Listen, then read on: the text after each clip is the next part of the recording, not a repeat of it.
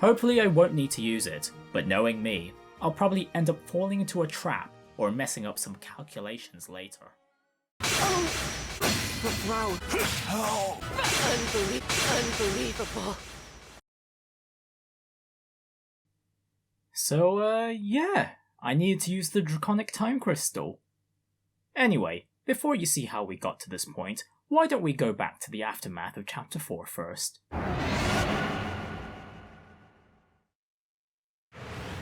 Despite routing all the enemies in Chapter 4, Alir gets surprise attacked by a corrupted that comes out of nowhere, and is saved by a fireball launched by a mysterious girl in feathery attire, yet with shackles on her feet. The moment I hear the girl's voice, I immediately think of another character from another game series that I've played before. But anyway, Alir admits that he was paralysed with fear when the corrupted got the jump on him, no thanks to the scare that I've given him earlier in the chapter. And after we've given her our name, the girl introduces herself as Vale. Marth interjects and assumes Vale is a village resident, yet just as we're about to offer escort, she had already departed or hidden herself like her namesake. Following up, Celine approaches us and mentions she had not seen Vale on her way to us when we ask about her. Despite barely having interacted at all, we offer friendship and Celine accepts. Before we depart Floramil Town, we kidnap a sheep and a dog. I wanted to plunder the donkey as well, but apparently the Somniel can't support those for the time being. On our way out, we're intercepted by an armourer and a general goods purveyor respectively, who make themselves at home at the Somniel once we offer the contract deal of setting up shop for free.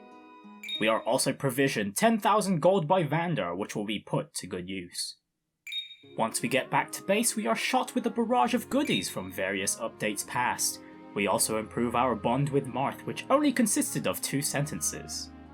Despite having the shops, I choose to refrain from spending since I don't feel the need to get anything from their current selection. Instead, I invest all my funds into the Pyrenees economy with immediate returns on investment. Next we view Fram's C-rank support, where she violates our privacy and personal space. Before this moment I considered Fram as merely okay, but this was too much cringe for me to handle, causing me to run all the way to the island's cave and meeting the guardian deity Somi, who I affectionately named Good Boy. Petting, feeding and dressing up Good Boy allowed me to recover from the cringe I had suffered. Once recovered, we do some push-ups with Somi's support and gain a temporary strength buff for the next map. Finally, we make our way to the Somniel's ring chamber, where we can have characters inherit skills from the Emblem rings at the cost of SP, gacha pull bond rings, rings that function similarly to the Fire Emblem Heroes ones we got earlier, combine bond rings, or polish emblem rings. I refrain from skill inheritance for the time being, and do a 10 pull on each banner, burning my accumulated bond fragment and giving us characters associated with their respective games. We also get to polish the emblem rings, an activity reminiscent of a feature that was cut off from the western versions of Fire Emblem Fates. In Engage, however, this activity is used to boost the bond between characters and rings, which is useful if we don't plan to have a character use said ring anytime soon, or at all, but we want them to inherit a ring's ability in the future. Once we're done, we make our way to Faraway Castle to start the next chapter. Starting Chapter 5, we are greeted to a beautiful view of Faraway Castle where we see no signs of conflict, yet we hurry on regardless.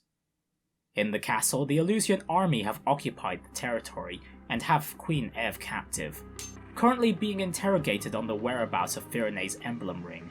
She remains strong until her citizens are threatened by the Illusian commander Zephyr. Eventually we run into the Illusian occupiers and they quickly figure out we have the ring of the caring princess. Zephyr seems to recognize us, shows a bit of disbelief and questions who we are. And after introducing ourselves, Zephyr seems to be under the impression that Lumera is the last divine dragon, and is curious on when we possibly could have been conceived. Not lingering on that thought, she twists the knife a bit by hinting that Elusia was also responsible for the attack on Leto's castle, and directly tells us that they've unsealed the Fell Dragon. Once we get to preparations, I see that we're vastly outnumbered by units with slightly superior stats to our troop, even with our bond and emblem rings. And speaking of those, I trade over Celica to Clan, While I'm sure Celine is the better option, Clan has been pretty good for me up to this point, is technically the only steward still alive, and thus it makes him my favourite character so far, at least combat wise. I give Vander Chris A, Etienne and Chloe with Lachesis B, and Louis with Arden B. With items, I give the javelin we got in the previous chapter to Alfred, and give Louis and Chloe a steel lance each. Back on the map, I notice the breakable wall and chests on the left side, as well as a lone thief that I'm sure will rush the items, so I plan on dispatching them as soon as possible with Alfred and Sigurd's mobility, so I set everyone's positions accordingly and start the map. The goal of this map is to defeat the boss Neluce, who sits menacingly in the main hall. Turn 1 I send Chloe, Boucheron, Etienne and Alfred to dispatch the nearest swordsman on the left. Alir moves up to support Clan, who Emblem engages and utilises Echo to guarantee the defeat of the Armor Knight, which turned out to be unnecessary as one of the hits was a crit. We throw Louis into range of the rightmost swordsman as bait so they can't hurt, and then we move everyone else forward. The game then highlights the treasure chests and the thief going after them, which is a race we'll eventually win. Clan gets attacked by an archer, attempting to avenge their fallen Armor Knight comrade. One of the rightmost soldiers attack Alir and deal the same amount of damage to each other. Then the other one doesn't even try to touch Louis. Boucheron gets doubled and broken, while Chloe gets similar results to Alir. And finally, the enemy ends their turn with one final hit on Alfred. Turn 2, Clan deletes the archer that attacked him, followed by Louis relentlessly breaking the soldier that ignored him, and that same soldier meets their end with a Vander hand axe. Fram heals her brother, then Celine and Alir double team on the remaining swordsmen in their range. As for the left team, Alfred uses Override to break through both swordsmen and level up. Despite doing this, if we still try to keep on the offensive, Chloe will likely be sniped, and Etienne will be doubled by the swordsman if we don't defeat both. Instead of running away, which would be the safest option, I have Etienne and Boucheron eliminate one of the soldiers, while I choose to put Chloe at risk by defeating the other while sitting on a pillar tile, forgetting that flying units in Fire Emblem games never usually benefit from terrain bonuses. Unfortunately, my 4% gamble doesn't pay off and we get our first casualty with Chloe. I know I said in one of my earlier videos that I wouldn't really care too much if the characters die. However, since we're still in the early game with no new characters in sight, I'll be rectifying all my mistakes as they happen for this chapter. Entering the second timeline, we return halfway through turn 2, before the left team made any actions. While we have Alfred Emblem engage again, I change his target to the thief before it sneaks past the Armor Knight. This means I'll have to rely on RNG again to avoid the Armor Knight's attack, and potential retaliation from the thief, but I'm confident that Alfred will survive. With the remaining units, we have them all retreat outside of the swordsman's movement range, ready to be backed up by the 6 who cleanly took out their foes. Surprisingly, Alfred survives not through RNG, but through enemy ignorance, with the thief continuing on, and the Armor Knight maintaining their position, forming a line that makes for a satisfying override, which I do as soon as possible, completely disregarding the consequences of this action.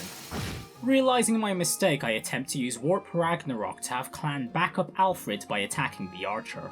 Unfortunately, Clan was just 2 tiles short of getting there, and thus, shortly after, this timeline ends.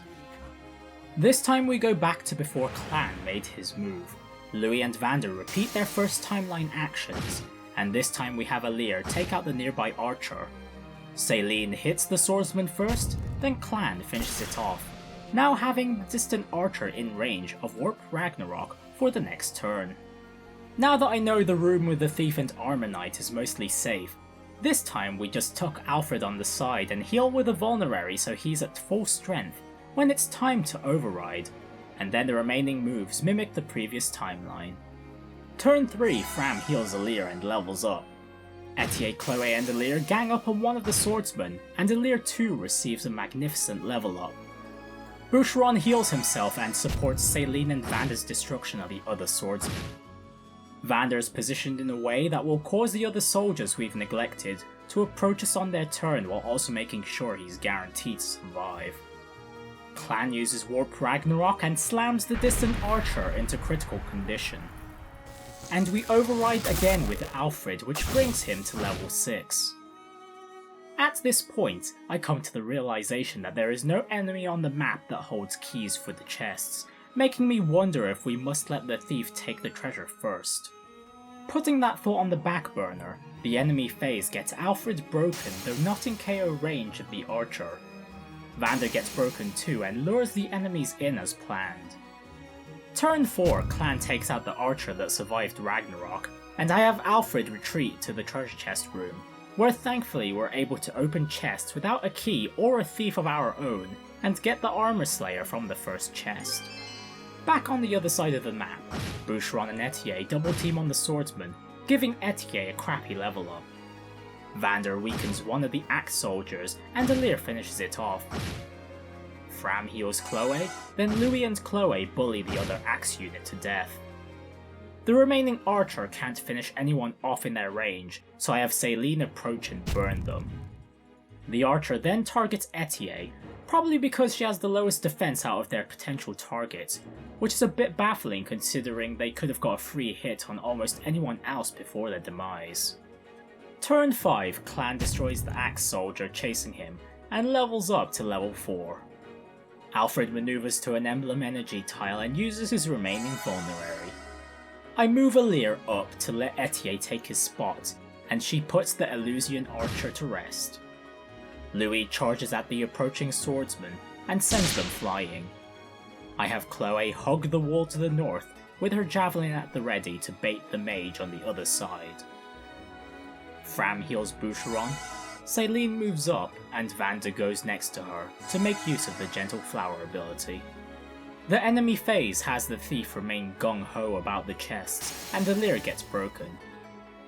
Turn 6, Boucheron starts breaking down the door to the main hall. Clan eliminates the thief, and Alfred opens the remaining chest containing the obstruct staff. Vander blows open the door, and this is the third mistake this chapter, which I'll explain in a bit. We get Céline to heavily wound the Armor Knight and follow up with pokes from both Etier and Alir, getting a vulnerary in the process. Afterwards, Fram heals Etier. Now, what was my mistake?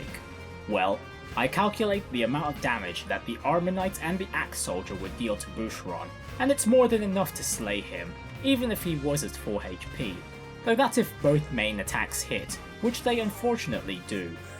So on the 4th timeline we go back to the point when Alfred opened the second chest. The difference for this turn is that we don't immediately destroy the door. Turn 7 is when Vander breaches the gates. I pull Boucheron back to a position that ensures only the Axe Soldier can target him.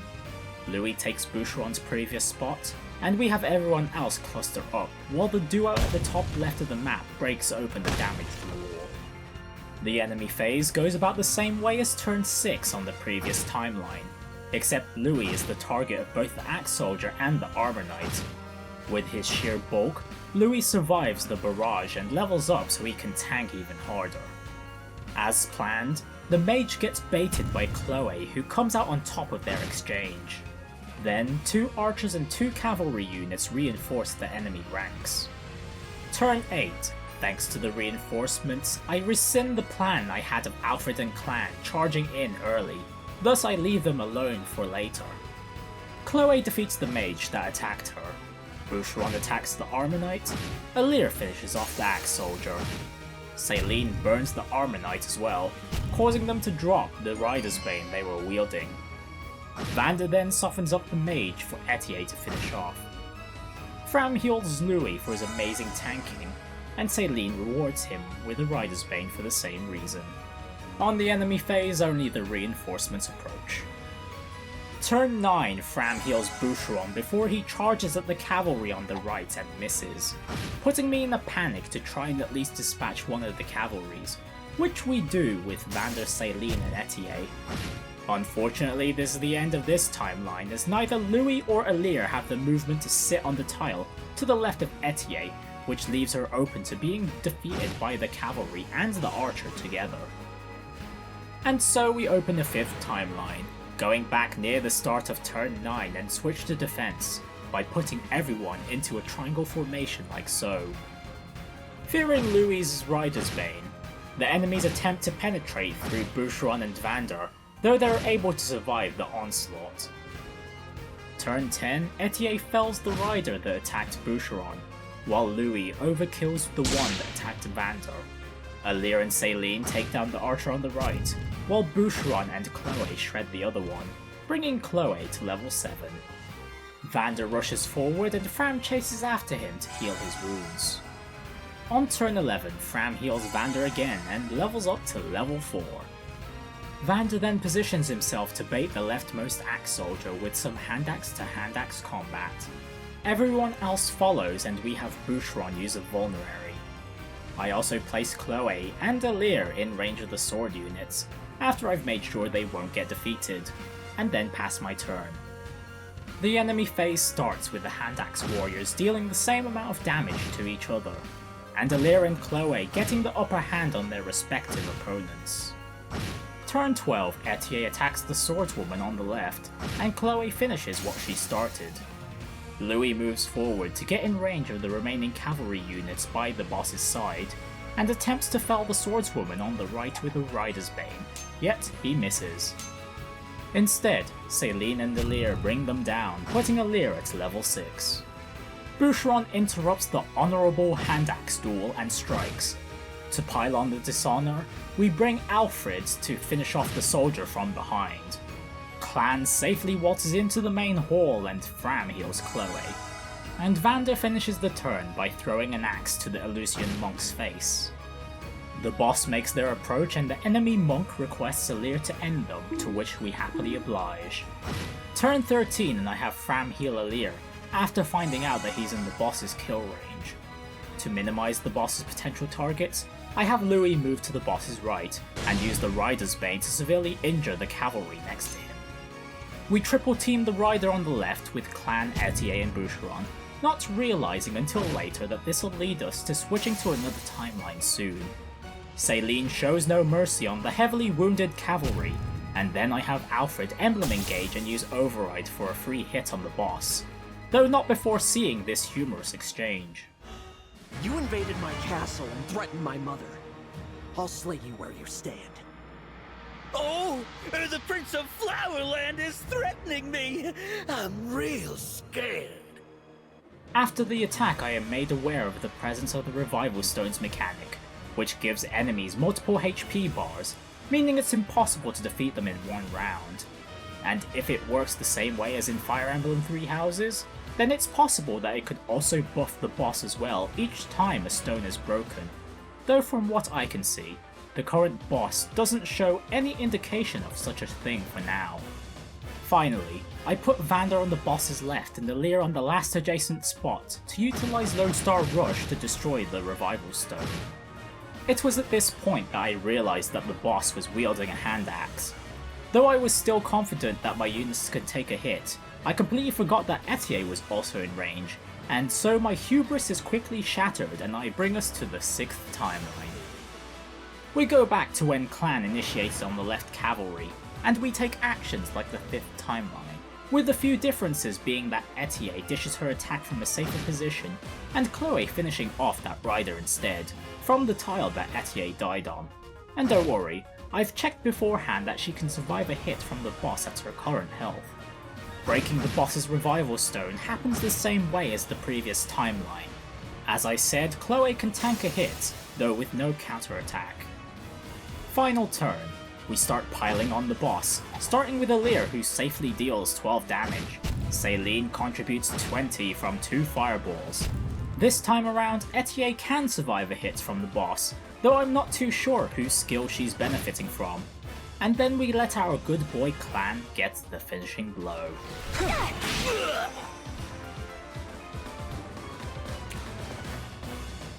I better get out of here.